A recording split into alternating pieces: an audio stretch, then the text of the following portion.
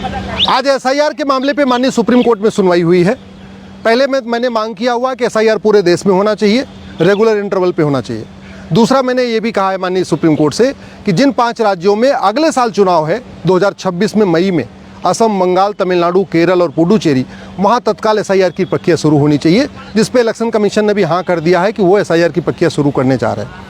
तीसरी, हमने मांग किया है कि आधार को किसी भी कीमत पे न तो एज प्रूफ माना जाए, न तो रेजिडेंस प्रूफ माना जाए, न तो डोमिसाइल प्रूफ माना जाए, न तो सिटीजनशिप का प्रूफ माना जाए।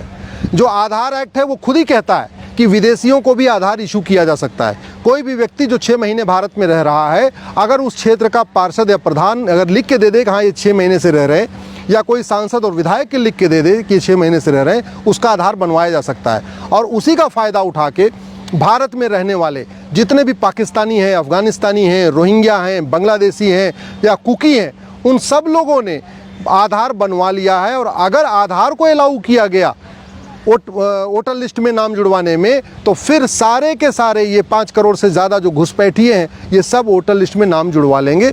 इसलिए मैंने माननीय सुप्रीम कोर्ट से कहा है कि जो पिछला 8 सितंबर वाला ऑर्डर है, जिसमें बिहार में 12वें डॉक्यूमेंट के रूप में आधार को अलाउ किया गया है, उस ऑर्डर को मॉडिफाई करना ज़रूरी है, उस ऑर्डर को रिकॉल करना ज़रूरी है, क्योंकि उस ऑर्डर का उपयोग करके बिहार में बड़े पैमाने पे जो रोहिंग्या रहते हैं, बांग्लादेशी रहते हैं, पाकिस्तानी रहते हैं, अफ़गानिस्तानी रहते हैं, वो सब अपना नाम जुड़वाने की कोशिश कर रहे हैं।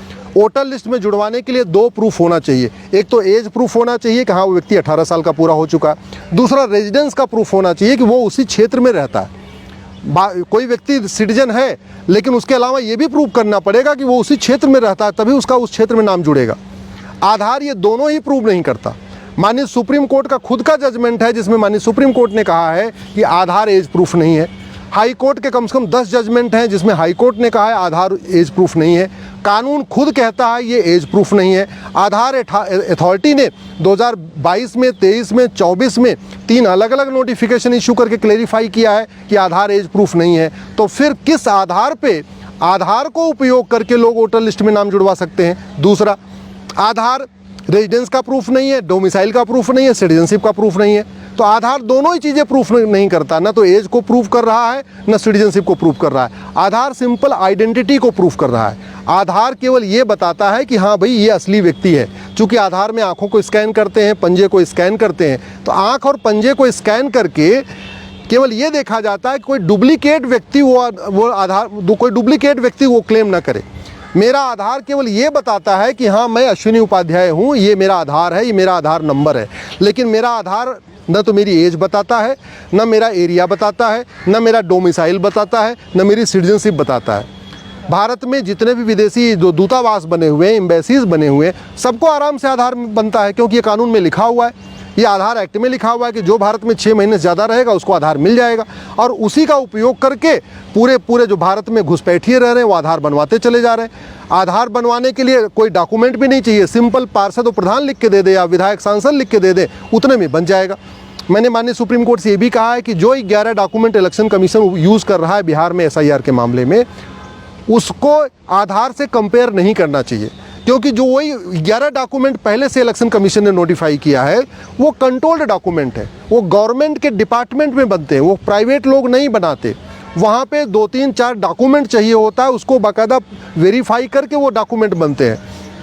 चाहे आपका ड्राइविंग लाइसेंस है, चाहे आपका बर्थ सर्टिफिकेट है, चाहे आपका बैंक, सरकारी बैंक में पासबुक है, या जो भी ये चीज़ें हैं जो अलाउ किया इलेक्शन कमीशन ने, वो गवर्नमेंट डिपार्टमेंट में बनते हैं। बाकायदा उसमें 2-3 लोग उसको अप्रूव करते हैं, 2-3 लोगों का सिग्नेचर होता है, तब जाके बनता है। तो बाकी वो जो 11 डॉक्यूमेंट इलेक्शन कमीशन ने कहा उसमें रिस्पॉन्सिबिलिटी भी है, अकाउंटेबिलिटी भी है। अगर कोई फर्जी डॉक्यूमेंट बन जाता है तो बाकायदा एफआईआर भी होता है, केस भी होता है। वहीं दूसरी तरफ आधार के मामले में ना कोई रिस्पॉन्सिबिलिटी है ना अकाउंटेबिलिटी है, क्योंकि आधार कोई गवर्नमेंट ऑफिस में बनता नहीं, गवर्नमेंट डिपार्टमेंट में बनता नहीं। आधार सिंपली कॉमन सर्विस सेंटर पे बनता है जो सड़क के किनारे बने हुए हैं। आधार प्राइवेट लोग बनाते हैं, उनका गवर्नमेंट एम्प्लॉई भी नहीं होते, वो कॉन्ट्रैक्ट एम्प्लॉई होते हैं, ठेके पे उनको रखा जाता है, उनको आधार का बनाने का टाइम दे दिया जाता है, कुछ कमीशन लेके वो आधार बनाते रहते हैं। आधार बनाने के लिए कोई डॉक्यूमेंट भी नहीं चाहिए, सिंपल पार्षद प्रधान का लेटर हेड चाहिए। इसलिए आधार को बाकी 11 डॉक्यूमेंट से कंपेयर करना ये ठीक नहीं है। और अगर आधार को अलाउ किया गया एसआईआर की प्रक्रिया में वोटर आईडी बनवाने में, तो फिर सारे के सारे घुसपैठिए भारत के वोटर बन जाएंगे, कोई एक भी नहीं बचेगा, चाहे वो पाकिस्तानी हो, चाहे अफगानिस्तानी हो, चाहे रोहिंग्या हो, चाहे बांग्लादेशी हो, चाहे कुकी हो, सब वोटर लिस्ट में नाम जुड़वा लेंगे, क्योंकि सबने आधार बनवा लिया है। बड़े आराम से आधार 2-2 हज़ार रुपये में बनता है, कॉमन सर्विस सेंटर पे बनता है, पार्षद प्रधान बनवा रहे हैं। इसलिए इसको उसी के खिलाफ मैंने आज एक एप्लीकेशन फाइल किया था माननीय सुप्रीम कोर्ट में। मेरी उस एप्लीकेशन पे कि आधार अलाउ नहीं होना चाहिए, उस पे इलेक्शन कमीशन से जवाब मांगा है। इलेक्शन कमीशन अपना जवाब दे देगा तो मैं तत्काल इस पे अर्जेंट हियरिंग की मांग करूंगा और रिक्वेस्ट करूंगा माननीय सुप्रीम कोर्ट से कि जो उन्होंने 8 सितंबर का ऑर्डर था जिसमें आधार को 12वां डॉक्यूमेंट के रूप में बिहार में लागू किया है, उस ऑर्डर को रिकॉल करें, उस ऑर्डर को मॉडिफाई करें, नहीं तो पूरी की पूरी बिहार में एसआईआर की प्रक्रिया डिरेल हो जाएगी। और अगर पूरे देश में इसको अलाउ किया गया तो पूरे देश में डिरेल हो जाएगी। आज की डेट में 5 करोड़ फर्जी वोटर हैं भारत में, उसमें बहुत सारे ऐसे हैं जो इस दुनिया में नहीं है, बहुत सारे ऐसे हैं जिनका 3-3, 4-4 जगह वोटर आईडी में नाम चल रहा है, और ज़्यादातर उसमें संख्या ये है वो बांग्लादेशी हैं, रोहिंग्या